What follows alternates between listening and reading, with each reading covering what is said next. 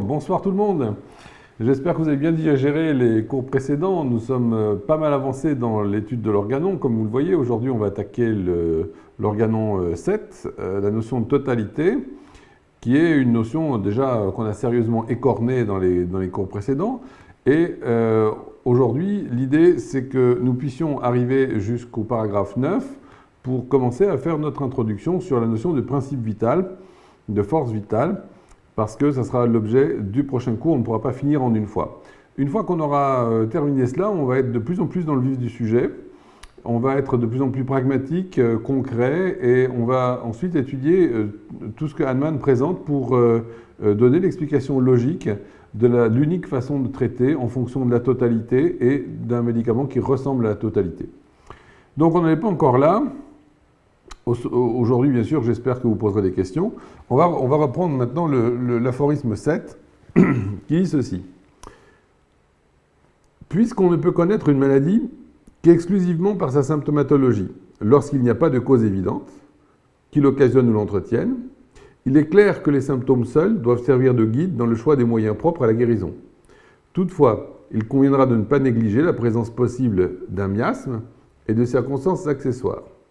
Tout ça, on l'a vu dans le paragraphe 5. C'est donc l'ensemble des symptômes dont l'image extérieure est l'expression de l'essence intérieure de la maladie, c'est-à-dire de l'énergie vitale désaccordée. C'est cette intégralité des symptômes qui doit être la principale ou la seule voie par laquelle la maladie nous permet de trouver le remède nécessaire, la seule qui puisse en déterminer le choix le mieux approprié. En un mot, dans tout cas morbide individuel, la totalité des symptômes doit être pour le médecin la préoccupation principale, l'objet unique de toute son attention, la seule chose devant être éliminée par son intervention en vue de la guérison, afin de transformer la maladie en état de santé. Donc vous voyez ici, on est dans quelque chose où, fidèle à son habitude, Hahnemann frappe très fort.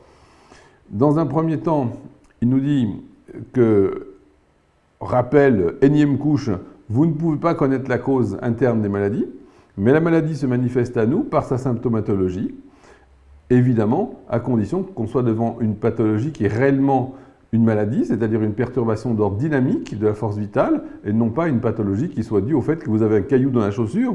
Il est clair que tant que vous n'aurez pas enlevé le caillou dans la chaussure, vous ne pourrez pas soigner. C'est donc l'ensemble de ces symptômes qui donnent une image, une empreinte, en négatif, de la force vitale déréglée. C'est tout ce qui nous intéresse et c'est là-dessus qu'on doit se focaliser pour trouver l'indication du médicament curateur.